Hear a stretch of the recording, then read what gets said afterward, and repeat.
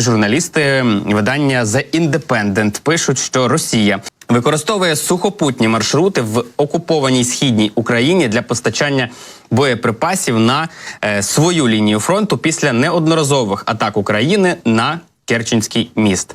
Видання, посилаючись на дані найбільшого українського приватного розвідувального агентства «Мольфар», пише, що аналіз супутникових знімків показує, що на Кримському мосту практично відсутній рух транспорту, і тому він більше не може бути ефективною військовою мішенню для обмежених боєприпасами українських військ. Зображення, які зроблені супутниковими фахівцями Максар, були проаналізовані Мольфаром і надіслані The Independent, показують, що майже жоден військовий вантажний потяг не курсував залізничною лінією мосту упродовж останніх 3 місяців.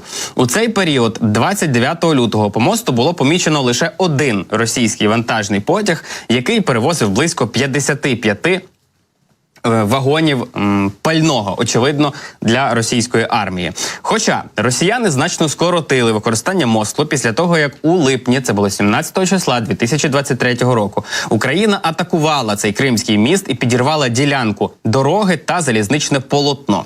Я нагадаю вам, що 8 жовтня 2022 року на Кримському мосту пролунав вибух, його частково було зруйновано. У липні 2023 року Володимир Зеленський заявив, що Кримський міст для України є цілком законною ціллю, адже ним окупанти перевозять зброю, і за його словами, ця ціль має бути нейтралізована. У травні вже 2024 року окупанти заявили, що для підриву Керченського мосту, тоді у жовтні, коли на мосту пролунав вибух, використовувався саморобний вибуховий пристрій потужністю еквівалентною 10 тоннам тротилу. В його основі було тверде ракетне паливо заховане у бобіни поліетиленової плівки.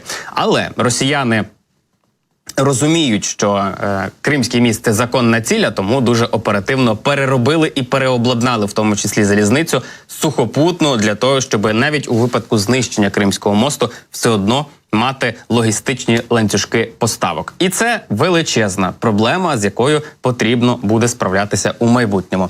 Тим часом журналісти видання «Мілітарний» дослідили кадри російських ЗМІ, на яких видно український безпілотний катер, який називається «Магура В-5», яким спецпідрозділ груп 13 Головного управління розвідки Міністерства оборони України знищив російський швидкісний катер у Чорному морі. Це було 6 травня, тобто вчора. Виявляється, що тепер цей «Магура В-5» має або немає. Він є носієм зенітних ракет Р-73.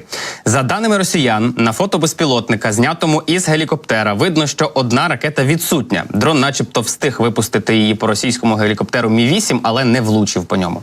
Експерти «Мілітарного» при цьому відзначають, що на відео помітно на борту безпілотника надбудови, які за своїми контурами нагадують радянську зенітну ракету класу повітря. Повітря, і називається вона Р-73.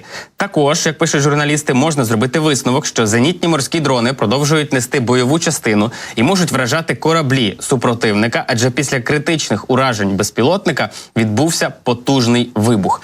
Р-73 загалом це авіаційна ракета ближнього радіусу дії, але вона може запускатися і з наземних установок, у цьому випадку із надводних установок. Для її наведення не потрібний радар або якісь інші системи, адже вона оснащена власною тепловою головкою самонаведення, і пускова установка має усі направляючі для 2 ракет. З великою імовірністю вона стабілізована для компенсації морської качки і є поворотною. Імовірно, пишуть журналісти, для захоплення цілі використовується ГСН самої ракети. Тому це однозначно хороше нововведення, бо, як ми бачимо, зброя модернізується, покращується, а це в будь-якому випадку розширює її можливості, бо тепер йдеться не просто про катер, який може самознищитися, але й про катер, який може попередньо знищувати в тому числі і цілі, які перебувають у повітрі. Насамперед йдеться про російські гелікоптери.